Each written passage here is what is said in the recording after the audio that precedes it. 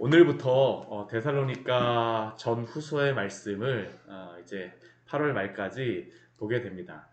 데살로니가 교회는 사도행전 17장 말씀에 나와 있는 그러한 교회입니다. 사도 바울이 2차 전도 여행 때 빌립보에 처음으로 교회를 이 그리스 지역으로요, 헬라 지역으로 가서 처음으로 교회를 세우고 나서 그 다음에 세워지는 교회가 이 데살로니가 교회였습니다. 이 데살로니가 교회에 함께 사도 바울과 함께하였던 그러한 사람이 사도행전 말씀에서는 신라가 같이 함께하였는데요. 오늘 말씀에서는 실루아노라고 되어 있습니다. 이 신라가 사도 바울과 같이 함께 이 복음을 전하러 다녔었고요. 그리고 또 사도행전 말씀에는 언급되어지지 않았지만 디모데가 지금 사도 바울과 함께 이 복음의 사역에 함께하고 있는 것입니다. 그런데 이 데살로니가 교회 같은 경우에는 사도 바울을 통하여서 교회가 세워졌지만 그 역사가 긴 교회가 아닙니다. 뭐 신약의 이 지금 여기에 나와 있는 신약의 교회들이 뭐 역사가 오래될 수가 없죠. 다 뭐 새로 세워진 그러한 교회라고 할 수 있는데 이 데살로니가 교회 같은 경우에는 사도 바울이 이 데살로니가 교회에서 3주밖에 복음을 전할 수가 없었습니다. 그래서 참 은혜로운 게 뭐냐면 그럼에도 불구하고 교회가 세워졌습니다. 큰 고난과 환난 때문에 사도 바울이 그곳에 세 안식일밖에 복음을 전할 수밖에 없는 그러한 상황이었음에도 불구하고 하나님의 은혜 가운데에 하나님이 그곳에 데살로니가에 교회를 세워주시고 그 고난 가운데서 하나님이 교회를 이루게 하신 곳이 바로 이 데살로니가 교회입니다.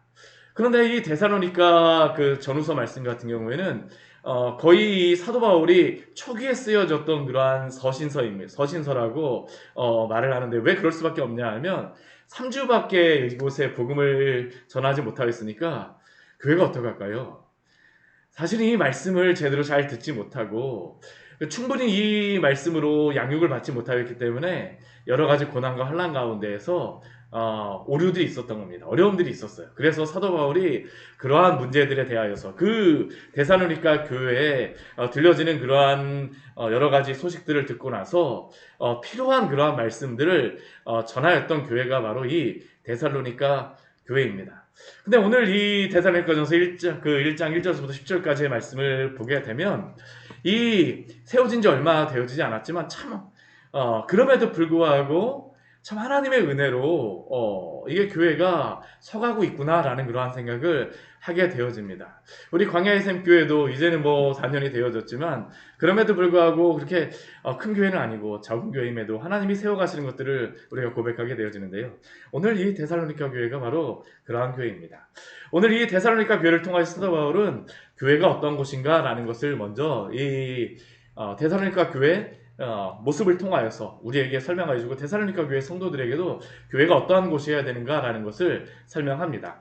먼저 우리 1절 말씀을 보게 되면 이 데살로니가 교회에 편지를 보내는 그러한 사람들이 누구인가를 우리에게 설명합니다. 이 서신서이기 때문에 편지이기 때문에 항상 누가 보내는가를 설명하죠. 누가 이 편지에 그러한 보내는 사람들입니까? 바울과 실루아노, 신라와 디모데입니다. 그리고 이 편지를 받는 그러한 사람들은 누구에게 이 편지를 쓰는 거냐면 데살로니가인의 교회. 이 데살로니가라고 하는 그러한 지역은 이 그리스 지역을 보게 되면 크게 보면 이 두 장소로 다 이렇게 나눕니다. 가장 북쪽의 지역을 마게도냐 지역이라고 부르고요. 남쪽의 지역을 아가야 지역이라고 부르게 되어지는데 이 마게도냐 지역의 대표적인 곳이 빌립보와 이 오늘 데살로니가였었고요. 이 아가야 지역의 대표적인 그러한 교회 세워진 곳이 어디냐면 고린도 교회입니다. 아테네도 이 아가야 지역에 있는 곳이었고요.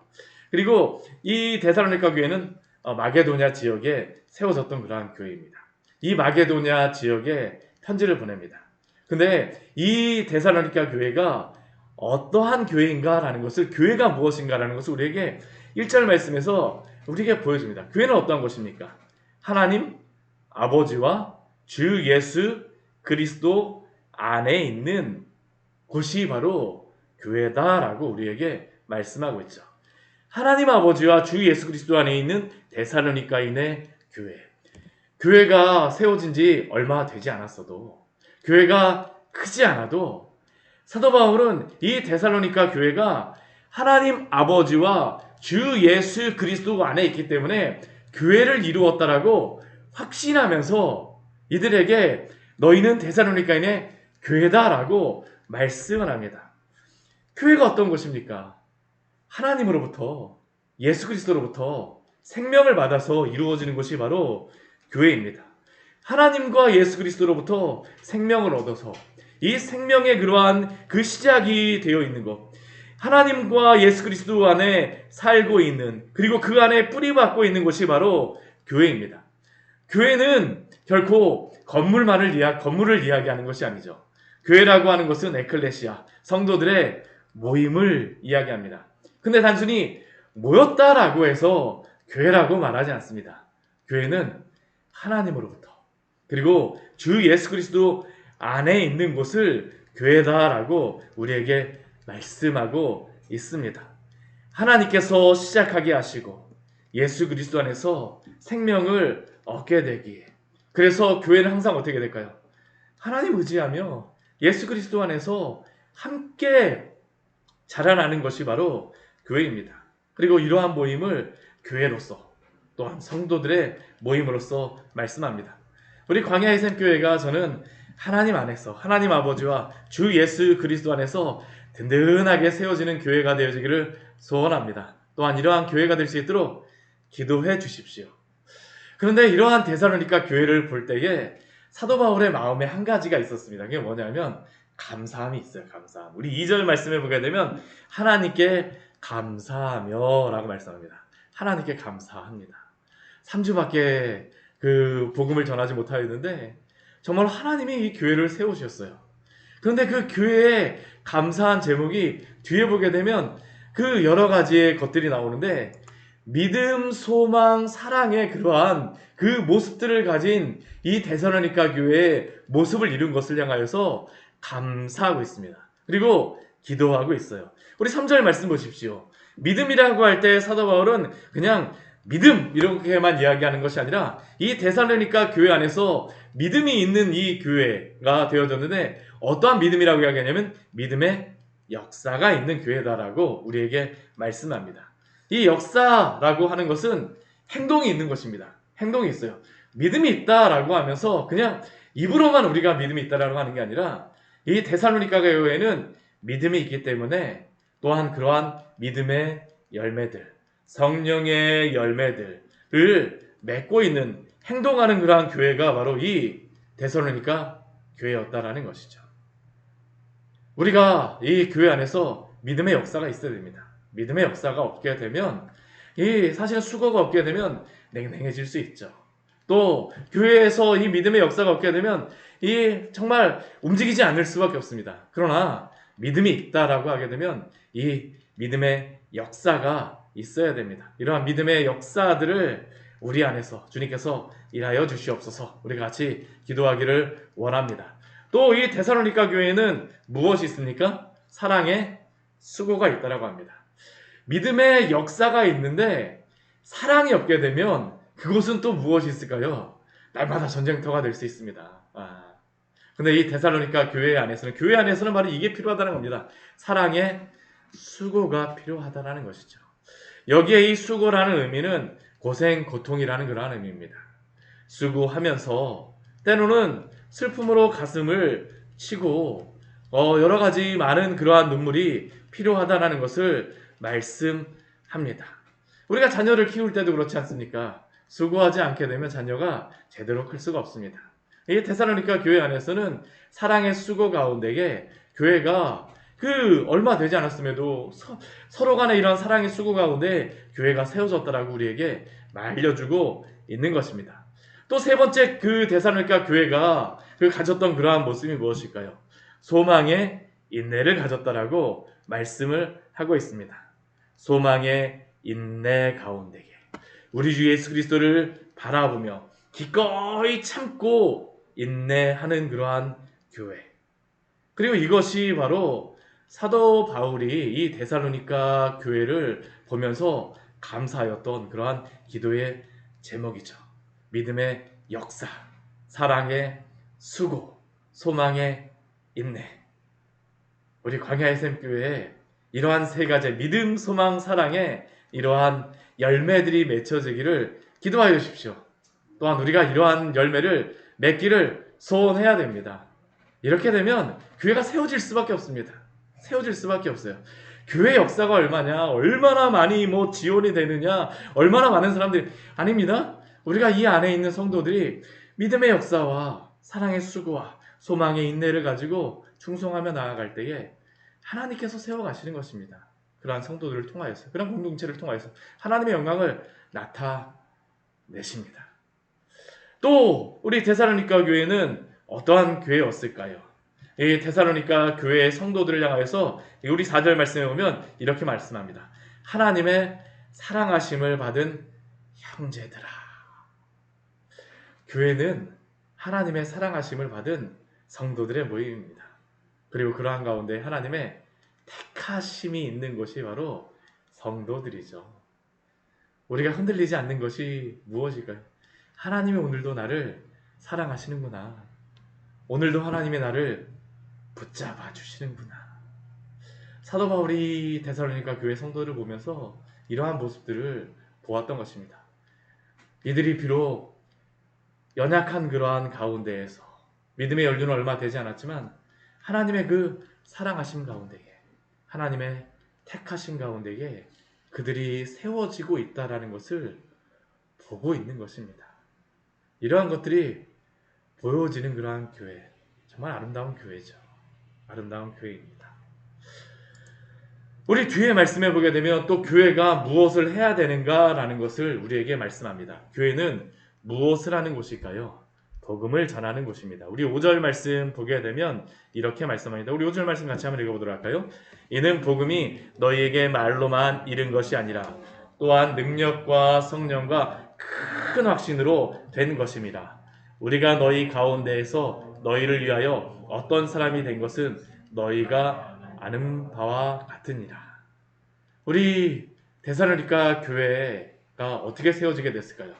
물론 앞에 저희 사도 바울이 믿음의 역사와 사랑의 수고와 소망의 인내함들이 있다라고 이야기하면서 또한 하나님의 사랑하심과 택하심을 받았다라고 사도 바울이 그들을 향하여서 이야기하고 감사하고 있지만, 그러나 이 데살로니가 교회가 세워지게 된 가장 중요한 그러한 도구가 있습니다. 그게 무엇이냐면 말로 그들에게 복음을 전하였다라는 것입니다. 사도 바울이 3주의 그러한 시간이지만 하나님의 말씀을 그 사도 바울이 전할 때에 어떠한 일들이 벌어지게 됩니까? 능력이 그 안에서 발생하게 되고요. 성령의 큰 확신으로 교회가 이루어졌다라고 말씀합니다. 오늘날 우리가 이러한 이야기를 합니다. 교회가 어떻게 복음을 전해야 될까? 삶으로서 전해야 된다라고 우리가 많이 이야기하잖아요. 그렇죠? 근데 삶으로서 우리가 복음을 전해야 되지만, 그러나 그 전에 우리가 무엇을 해야 됩니까? 말로써 복음을 전해야 됩니다. 말씀으로써 우리가 복음을 전해야 돼요. 그리고 그 말씀을 전할 때 어떠한 일들이 벌어지게 됩니까? 성령께서 역사하셔서 능력을 베푸시고 그 마음들을 변화시켜 주십니다.